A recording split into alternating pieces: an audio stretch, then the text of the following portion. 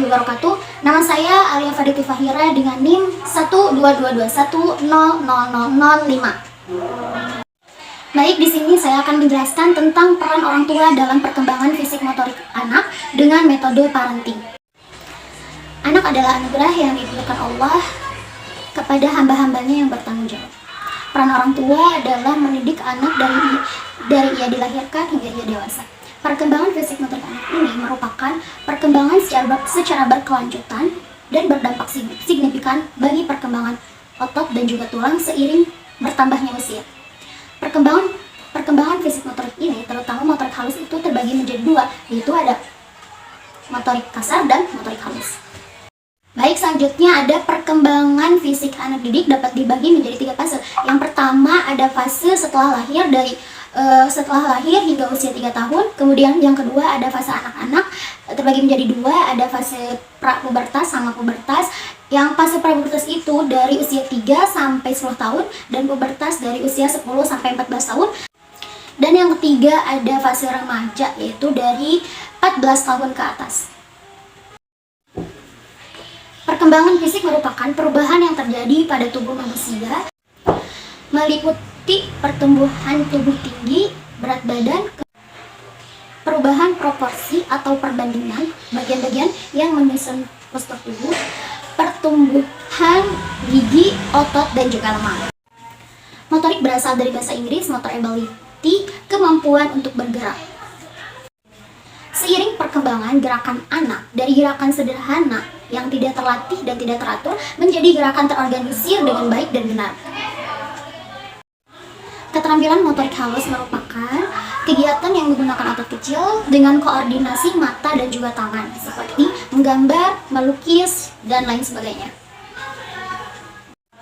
Keterampilan motorik kasar merupakan kegiatan yang menggunakan otot besar, meliputi gerakan dasar, non-motorik, dan manipulatif, seperti bermain sepeda, meloncat, dan juga berlari. Nah, baik, selanjutnya di sini saya akan menyampaikan tentang peran orang tua dalam penerapan parenting kepada anak. Baik, yang pertama ada pengasuhan anak yang benar. Orang tua harus bisa mengasuh anak dengan benar, yaitu dengan cara sering berinteraksi dengan anak, yaitu dengan cara baik dan benar. Nah, kemudian yang kedua ada anak adalah anugerah.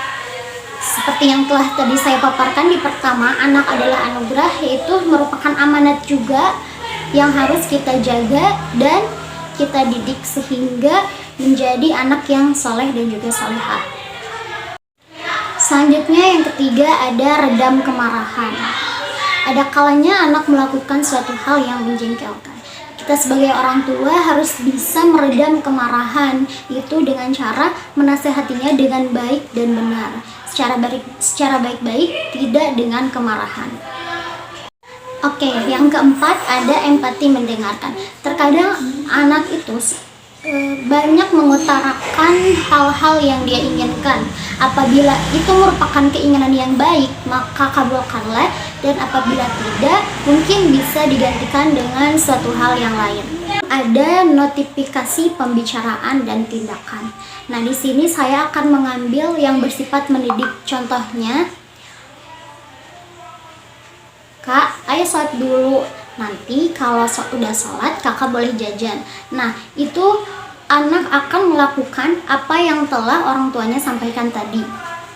Ada menanamkan energi positif. Nah, di sini saya akan mengambil contoh, yaitu apabila anak melakukan atau mendapatkan suatu hal yang baik seperti juara kelas, kita harus memujinya dengan sebutan anak pintar, anak baik, seperti itu. Apabila terjadi sebaliknya, orang tua tidak boleh membencinya atau memarahinya, tapi sebaiknya diberikan semangat dan juga motivasi. Baik, selanjutnya ada istiqomah atau konsisten. Itu saya akan mengambil contoh ketika anak sedang bermain, kemudian mainannya itu berserakan di mana saja, kita sebagai orang tua harus memberi peringatan untuk merapikan kembali mainannya. Karena anak itu membutuhkan perhatian yang khusus supaya anak bisa melakukan hal tersebut secara berkelanjutan. Itu dengan diawali dengan orang tuanya sendiri. untuk terus mengingatkan kepada anaknya untuk merapihkan mainan yang telah anak gunakan. Oke, yang terakhir yaitu mengadakan time out. Time out adalah cara untuk mengendalikan marah dan mengendalikan perilaku buruk dengan cara memberikan waktu terhadap anak untuk memperbaiki diri dan untuk berpikir terhadap apa yang telah dilakukannya. Baik, untuk yang terakhir mungkin saya ucapkan terima kasih kepada Bapak Haji Muhammad Naufal Fairuzilah BA dan juga Bapak Dr. Aan Kurniawan yang telah membimbing dan juga mengajar kami, terususnya saya, di mata perkuliahan fisik motorik ini. Semoga ilmu yang telah Bapak sampaikan bisa berguna di kemudian hari dan pahalanya bisa mengalir sampai kapanpun. Mungkin dari saya cukup sekian. Wabillahi taufiq wal hidayah. Wassalamualaikum warahmatullahi wabarakatuh.